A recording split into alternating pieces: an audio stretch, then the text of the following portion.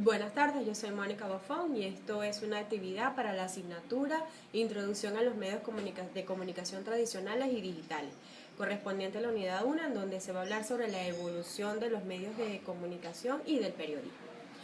Comenzando con una breve conceptualización de lo que es el periodismo, se refiere a una actividad regular y de continua recogida y elaboración y difusión de noticias sobre los principales hechos que ocurren en el mundo. Para hablar de la evolución del periodismo es necesario clasificarlo en 4 etapas y esos difieren una del otro con relación al contenido del mismo. La primera etapa, que se conoce como periodismo antiguo o artesano, su contenido era netamente de los reyes y del Estado bajo el poder de la Iglesia Católica, en donde ésta ejercía el control total del contenido del mismo. La segunda etapa corresponde a la etapa liberal y moderna, ya que el contenido era basado en nuevos ideales políticos, de alguna manera aupados por los liberales en contra de las corrientes políticas y sociales que habían en la época. La tercera etapa se conoce como la etapa contemporánea o industrial y se ubica en el cuarto del siglo XIX y a finales del cuarto del siglo XX.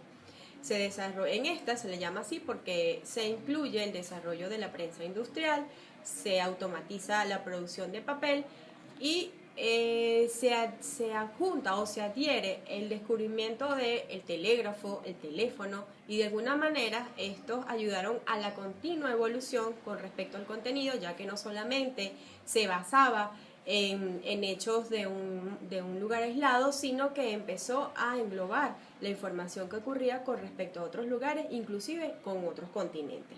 Un hecho que marcó hito fue la Primera Guerra Mundial, ya que esto marcó los principios de lo que es el periodismo actual, en donde la noticia ocurre desde el mismo lugar de los hechos. La cuarta etapa es aquella que se conoce desde 1994 y gracias a la invención del Internet.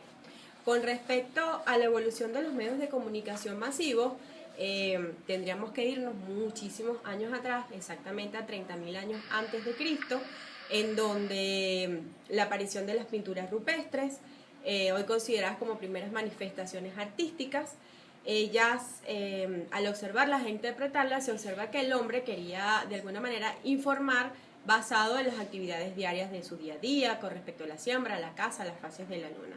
Luego de esto, en China y en Egipto, en el año 5000 a.C., aparecen los primeros pictogramas que encierran un conjunto de signos y símbolos que de alguna manera al interpretarlos se produce una idea o un hecho que ocurrió o que puede ocurrir, por ejemplo, las épocas de la siembra, las lluvias, las sequías. Esto se puede observar a través de estos pictogramas. Otro importante hecho fue la invención del papel en China en el año 105 a.C. Luego de esto aparece otro medio de comunicación, que fue la invención o la utilización de palomas mensajeras. Esto fue en Grecia en el año 776 a.C. El avance aportado por el marco de hecho histórico, ya que comienza a dejar información sobre los principales acontecimientos que suceden en un determinado lugar. En el año 1650 después de Cristo nacen los primeros diarios en Europa.